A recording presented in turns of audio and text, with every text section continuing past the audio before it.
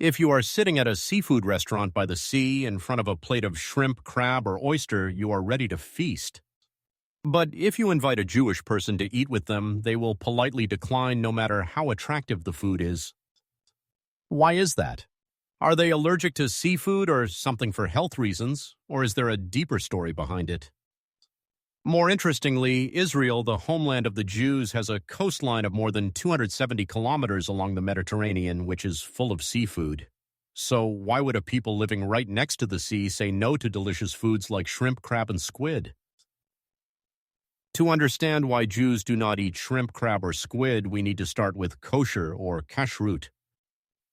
The word kosher in Hebrew means suitable or lawful. This is part of a set of dietary rules recorded in the Torah, the most important holy book of Judaism. It's like a code for life for Jews. Imagine you lived 3,000 years ago when there was no Google, no doctor, no refrigerator. How would you know which dishes are edible and which are not? The Hebrew Bible appears as a survival guide that provides detailed food rules. But this is not just about eating. It's about how Jews practice faith, keep their identity, and live differently from surrounding people.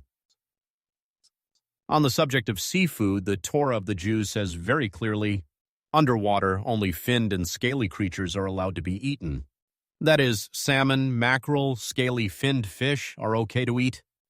But shrimp, crab, or even delicious lobsters, those crustacean species as well as mollusks like squid and clams, are forbidden because they lack fins and scales. For example, you're at a seafood market in Israel, stalls are full of fresh shrimp, crab, and squid, but the Jews themselves will only select fish with scales. This sounds strange because Israel has the sea and abundant produce, but Jewish law has shaped their eating habits for thousands of years. So why did they choose fins and scales as criteria? Does God only like fish with fins and scales, or what is the deeper reason? We will explore the details in the next section. But first of all, remember that the kosher law is not just about what you eat. It's about morality, faith, identity, and discipline. With the Jews, every meal is an opportunity to live true to their covenant with God. The biggest reason is simple and profound. This is the teaching of God. In the Jewish religion, the Torah is not just a book, it is a sacred covenant between Jews and God. If the Torah says no shrimp, then that's it. It is not a piece of advice, but a law. Obeying the law is how they show their respect, obedience, loyalty, and commitment to their faith. The Jews have spent thousands of years in exile, from ancient Egypt, Babylon, to medieval Europe and the Second World War. In the most difficult times, kosher law is a ticket to help them maintain their identity. Wherever they live, they still know they have to be Jewish because they are not allowed to eat things that other people eat, like shrimp or crab. For example, in Israel today, you can see Orthodox Jewish families in Jerusalem or Haifa prepare dinner with only fish, even though the sea nearby is full of seafood.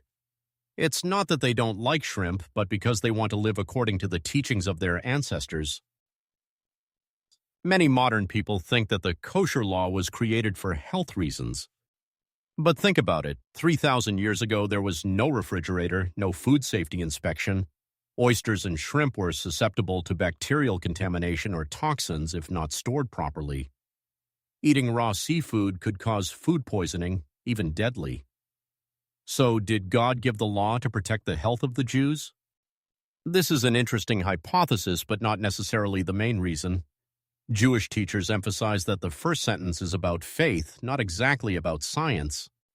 If it were only for health, why wouldn't the Torah forbid poisonous mushrooms or other dangers? Moreover, today with modern technology, seafood is completely safe, but Orthodox Jews still do not eat shrimp or crab. Today, where the seafood industry is developing, Jewish scientists are still researching the health benefits of the kosher law. They discovered that scaleless seafood could increase the risk of allergy or poisoning greatly in ancient times. But they also agree the main reason is still about religion, not medicine or health. Take lobsters, for example. Lobsters are a luxurious, expensive dish in many places. But in Israel, you will rarely see lobster in a kosher restaurant. Why? Because lobsters don't have scales. If you walk along a VIP beach, you may see restaurants serving lobster, but only for tourists. An Orthodox Jew would never touch that food. To understand better, we need to look at the bigger picture of kosher law, because in addition to banning shrimp, crab, and squid, it also prohibits other things, different rules. What are those rules? Rules for land animals. Not only seafood, terrestrial animals must also follow Jewish rules. Only ruminants that chew their cud and have split hooves are allowed. For example, cows, goats, and sheep are allowed to eat, but pigs, rabbits, and horses are not allowed because they do not meet the criteria. Although pigs have split hooves, they do not chew their cud, so they are forbidden to eat. You will see beef and lamb dishes are very popular, but pork does not appear in traditional Jewish homes. This is especially interesting because pigs are raised on some Israeli farms, but mainly to serve people who do not practice Judaism. After choosing the animal to eat, they must follow the slaughter rules. The method of slaughter must also be correct. Jews have a ritual performed by a specially trained person. The animal must have its throat cut fast, painlessly, and the blood must be drained because blood is considered unclean according to Jewish rules. Another famous Jewish rule is that it is not allowed to mix meat and milk. This is based on a saying in the Torah, "Do not cook a young goat in its mother's milk." Jews will not eat meat such as beef or chicken and dairy products such as milk, cheese, or butter in the same meal. Now let's talk about Israel, a country that has a long coastline and is home to Jews. With rich seafood resources, how do Jews keep the kosher law while surrounded by shrimps, crabs, and squid? More interestingly, Israel has a very developed aquaculture industry, including shrimp, crab, and squid farming. However, shrimp is mainly exported or sold to the market not belonging to the main Jewish people. Meanwhile, fish with scales are the opposite, Jewish staples. This shows how Israel balances economic and religious considerations. At this point, many people may wonder, in modern times, why do Jews still follow these ancient laws? The answer lies in three things: faith, identity, and community. Regarding faith, for Orthodox Jews, the kosher rule is a way of living according to the Word of God.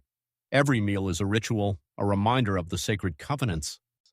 In terms of identity, Jews have lived through thousands of years of exile from Babylon to World War II.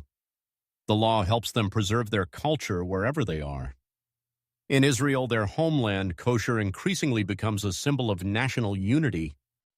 In terms of community, when you eat in the kosher style, in the Jewish way, you connect with millions of other Jews around the world.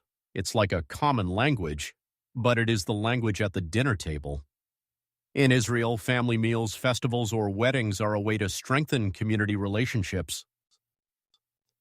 Eating kosher in the modern world is not easy, especially in places where there is no large Jewish community. But in Israel, thanks to the popularity of this literature, everything becomes easier. In Israel, most supermarkets sell true kosher products marked with the letter symbol U in a circle or letter K. These products will be thoroughly tested from candy to soft drinks. So let's explore the reasons together. Jews do not eat shrimp, crab, squid, clams, or oysters.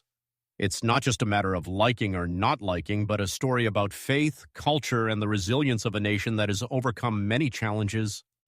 In Israel, where the sea brings a wealth of seafood, the law is still the connecting thread connecting Jews to their ancestors and God. I hope this video helped you learn more about Jewish law and culture.